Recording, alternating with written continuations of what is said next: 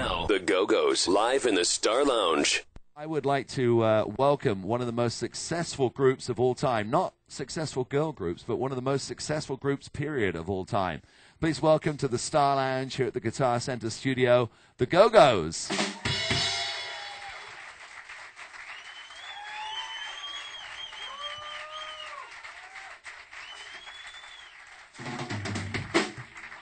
Great band. And I was lucky enough to be here for soundcheck, and I have to tell you, over the years, and Charlotte and I were talking about this, they have become such great musicians. I mean, it was unbelievable listening to you all in soundcheck. Let's go back to the first time I saw you in concert, which was 1981 at the Arlington in Santa Barbara. How would you have described yourselves as a band then? Very raw and out of our minds. And when did you start to maybe get it all together? Well, I think we had a really great work ethic back then, as we do now, but it all evolved. There's many things like the sounds that we use and the songwriting, all that stuff. It evolved as we went along. So I don't know if there was really a moment in time that it came together. It's just. And Belinda, let me ask you a question if I could. Did you miss these girls when you went into your solo career? No. You kidding?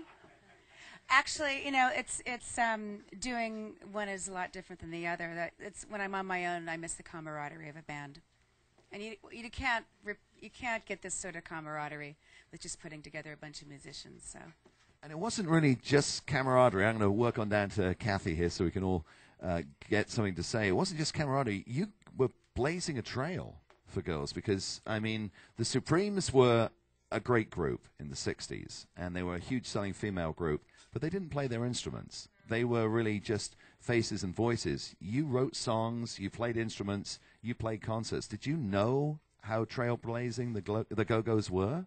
Well, I mean, we knew that there had been other all-girl bands before us, but there hadn't been any to have the kind of success we had. And we just kind of, we took care of our end of it, which was providing the tunes and kind of just being ourselves, but it was also a lot of luck. It was a timing thing, you know, just it was ready, you know. We knocked out, I think, Centerfold from #1. Jay Giles' band, Eat Your Heart Out. Yeah, well, I just remember that stuff. But yeah, I think it was just timing. You know, you can't manufacture that. We had a lot of luck going for us, but we brought the talent and the tunes. So. Were you ever approached, by the way, by Playboy? Talking of Centerfolds, because you did the cover of Rolling Stone magazine. I mean, that was such a sensation, and I can imagine that Playboy must have come to you. You did a Playboy, right? Playboy, yeah. It was very memorable, obviously. No, I do remember that. But I mean, as a band, were the band approached by Playboy to do that?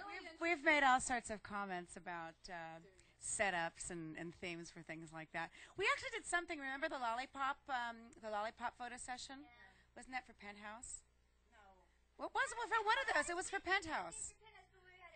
And yeah. Well, that doesn't count then if you had your clothes on. You know. We were sucking on something. Okay, all right.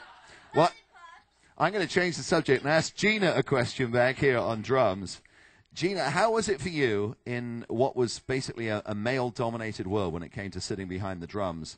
Did you feel that you were, making progress and flying the flag? I never really thought about it. I tried playing a lot of different instruments, and drums just came very naturally to me, and I didn't have to take lessons, and it was easy. So gender never really came into the picture. I just, like growing up, I grew up in Baltimore, and the first concert that I ever went to, my brother was forced to take me. I was 11, was Led Zeppelin opening for The Who. So that's the environment, that's the kind of bands that I grew up with, and I never, it was just like, these are my heroes, men or women. I'd never thought about it. Well, talking about television and things, I've got one more question, and that is, you might not know it, but standing next to me is the world's biggest Star Trek fan.